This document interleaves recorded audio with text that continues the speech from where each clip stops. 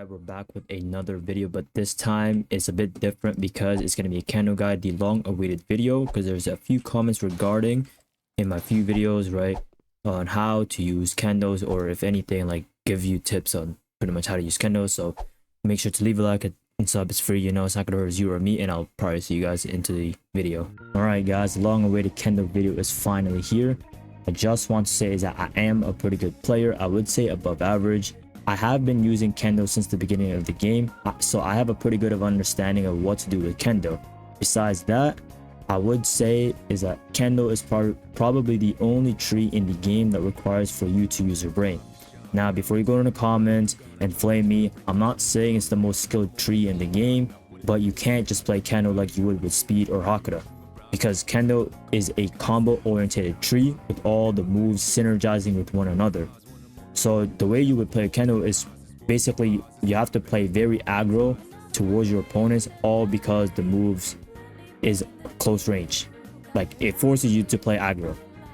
So which obviously now we're probably getting to that part. So now we're at the playstyle. The playstyle, it essentially depending on who you are. If you think your playstyle revolves around pressuring players, then Kendo is probably the only tree in the game that allows you to play like that, because that tree has many, gap closure moves such as, Sonata Flow, Flower Passage, Flower Petals, Eviscerate, and more. Just make sure to spam those moves that I had just listed. We're gonna go into a more detailed into that later on. So now we have skill boxes. I would say Kendo has the most balanced skill boxes in the game, just due to the fact that if you miss any of them, you could probably get punished, and obviously landing them, it does a pretty good amount of damage. So first off, the first skill box is literally Eviscerate. Eviscerate is probably the most used and known skill box in the game, because 99% of Kendo builds will have Eviscerate. Like, I kid you not.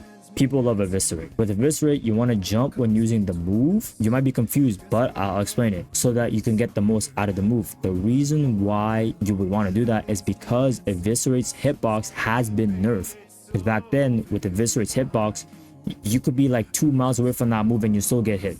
Like, the hitbox back then was ridiculous, so they obviously nerfed it to the point where it is pretty accurate now. So, and that is why it's even more important for you to jump during the move, because like I said, it's one of the best move for a gap closer, and it's also an amazing starter combo move. Now, the second skill box is Crescent Relief. This skill box, I'm not gonna lie, is probably the most underrated skill box in the game. Many people don't typically like Crescent Relief, but I personally love Crescent Relief. Just the fact that, like, it's a really good move, like especially when they buffed the hitbox of Crescent Relief. Like Crescent Relief was amazing, but obviously they have nerfed that bit, so it's still a pretty good move, I'm not gonna lie. But with Crescent Relief, the damage scales off of your posture, so the higher your posture is, the more damage it will do, and it's the only move in the game that allows you to deplete your posture from 100 to 0. So let's say if you have a high ass posture, like you're about to get guard broken, just use Crescent Relief and you have 0 posture. It's a really good move, and if you land it and people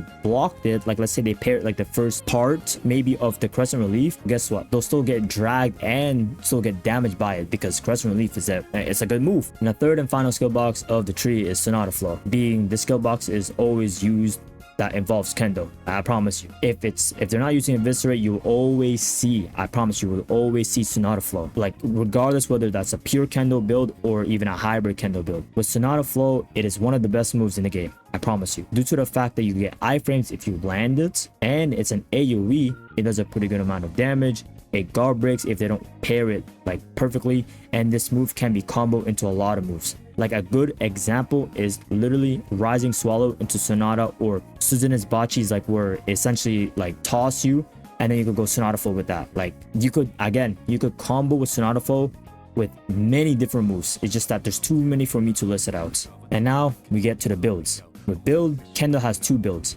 One with Mortal Ties, 50 Kendo and 15 speed, or Pressure Shift, 45 Kendo and 20 speed. Depending on your playstyle can determine what kind of a Kendo player you really are. So just like I have mentioned, if you're more aggro and wanting to always pressure your opponents, then Mortal Ties is the best build for you, since landing Mortal Ties disables your opponent's flash step, and disabling their flash step is a massive advantage for you because they will not be able to get away from your combos. This allows you to hit your combos a lot easier with Kendo because they're not able to flash them. The other playstyle is if you prefer your opponent to use the first move, then pressure shift is your best bet.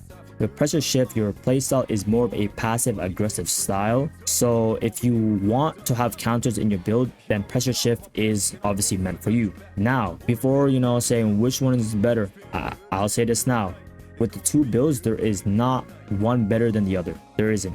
It literally all comes down to your playstyle. Or at best, if you don't know what your playstyle for Kendo, why not just try both and see which one you prefer. And lastly, I almost forgot about this, and lastly, regardless of which build you go with Kendo, make sure to spam them as much as you can, because landing one of them puts you in a massive advantage during fight. And lastly, Kendo is actually pretty unique, I'm not gonna lie. Kendo is the only tree in the game that does true damage. Now you might be confused, true damage, what is that? Well, with Kendo, there's something called true pierce, where if you land vertical down into split gate, or with horizon curl, it will proc true pierce. And with true pierce allows you to ignore the opponent's defense regardless of how much defense they have, turning it into true damage. So essentially, if you just land your vertical into split gate and then use your horizon core after, it does like a bar and a half. And like the best part is, it doesn't even matter if you do split gate or horizon or vertical or horizon, it doesn't matter. As long as you land those two moves,